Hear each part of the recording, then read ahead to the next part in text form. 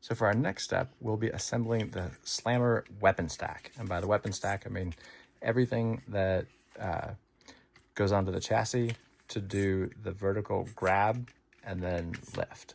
So it's a neat mechanism. It's a single servo, and when the servo is all the way down, the claws are up and the plow is down. And when you go to grab something, as soon as it hits resistance, it'll start moving the whole thing. So you can actually grab and then lift to carry and bring them over the pit, throw them in, or bang them against the walls. And then a lot of bots you can suplex and throw them behind you, which is quite nice. Often if you get somebody in the corner and you grab them, then you can suplex them into the pit. So that's our Slammer weapon, and we're going to go ahead and assemble it. You'll notice that on the arms, so the right arm has the divots where the Slammer screw will go in, and we found, so there are two different spots that you can put the Slammer screw. The lower one will give you more grabbing torque or grabbing, grip strength. The upper one will give a faster flip. So you can play with that to see which of those you prefer.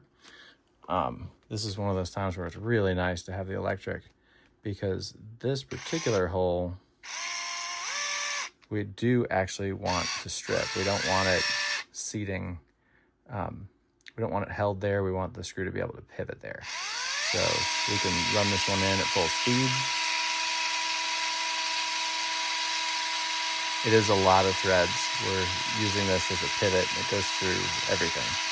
So that's why having electric, or if you have the drill bit, you can just drill it out a little bit and then it should just slide right through. But I'll just use the screw, and if I continue to turn it, now it turns freely on there.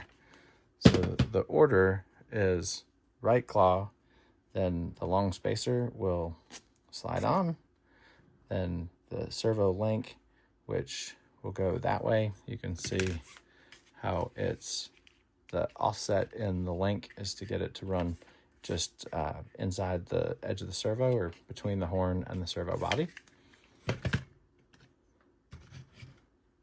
So then servo link goes on there. There may be a little bit of a burr in there. You definitely do want this one to pivot easily on that. If we do need to turn it on a little, like I said, there's probably just a small burr in there.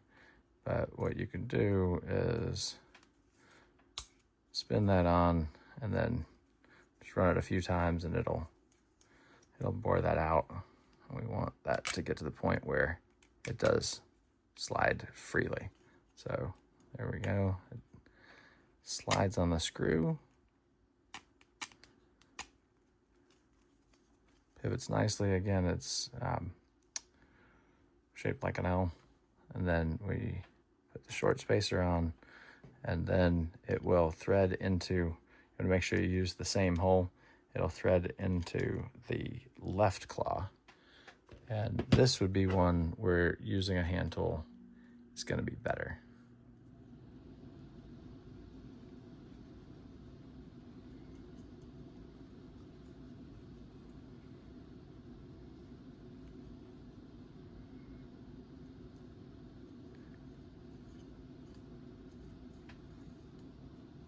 And there we go.